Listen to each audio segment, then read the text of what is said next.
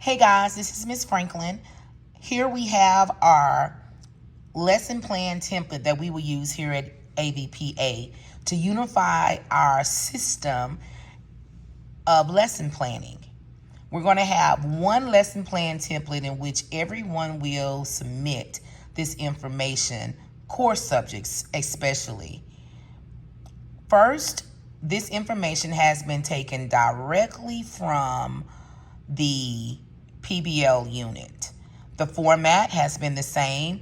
I've taken the components that were sitting next to each other and put them in a straight row below, the same way that our lesson will go. We don't go sideways in our lesson. We're going from the beginning to the end. So we have our lesson title. The lesson title is good because it gives a quick main idea of what it is that's going to be taught for that day. The overview is equally as helpful as the title, because someone who's not quite familiar with the subject area can get an overview or a picture of what's happening and why within the lesson for the day. I also left the key student question, aka essential question. This is something that I will look for in your lesson plans. It should be the question that the student should be able to answer at the end of the day. This is a daily lesson plan, so everything on this form should deal with the activities that are happening within the day of learning. We have our standard or our TEKS. Here, we should have one main TEK that we are driving for. Although it may be a cluster of TEKs that we're going to be covering and going over, what is the learning target? How will students be assessed? What information will you need to give within that class period that makes that student equipped to meet the standard of the assessment? It's your success criteria. So we have our learning target and we have our success criteria and our TEKs. They are directly aligned with one another. We start our day out with our do now. There should be a piece in which the teacher is teaching or instructing. From there, before we send the students to work and practice, there needs to be a quick check for understanding within that lesson.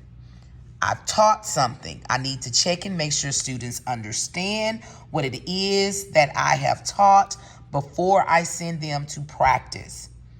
If I find that there are several students who don't have it, it indicates to me that I need to reteach before I send the kids off. Or it indicates to me that I need to pull a small group of the students who don't have a good understanding. I pull a small group, I teach, I do a quick formative assessment, make sure they understand, and then I send them off to practice.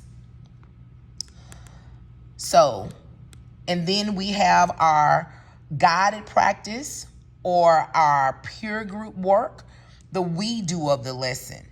So the student is working with the teacher or peers before that student is sent off to work independently on the learning task. Okay? This may be the formative assessment that we have here in this success criteria, what they need to do with this independent work. The formative assessment at the end could be just a closure, an exit of reflection to end out the day that takes about 3 to 5 minutes. I need to close out my lesson, summarizing the key points. Again, having the group to tell me what we did today, having the group to help me know, did I teach it well enough, because they can tell me what we did.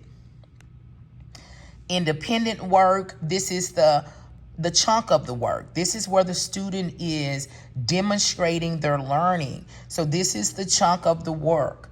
We have our guided practice where students can also demonstrate their understanding. And this is the part of the thing, the peer work in the independent, where the teacher is not leading in this learning. The teacher is leading in the guided practice, but not in the peer work. The teacher is then facilitating. She's asking questions. She's checking for understanding. She's redirecting the students to the resources. That's what's happening in that portion of the learning cycle.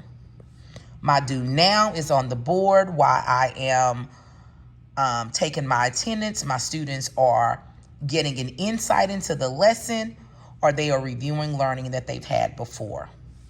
The teach piece is short, and if it's not short, it should be chunked. So I'm not giving all of the information to the students at one time if it is a lot. I'm chunking it. I am talking 7 to 10 minutes. I'm giving the students an opportunity to practice, to turn and talk, to work collaboratively on the information that I give. And if I have a lot to give, I'm going to come back. I'm going to share more information. I'm going to give them time to engage with that as a class, as peers, as independents. And then we are moving. In the classroom, the student is the star, not the teacher. The teacher is giving information. They're giving ways to find. Remember, the classroom is about discovery. What are the students discovering? Not just what is the teacher saying.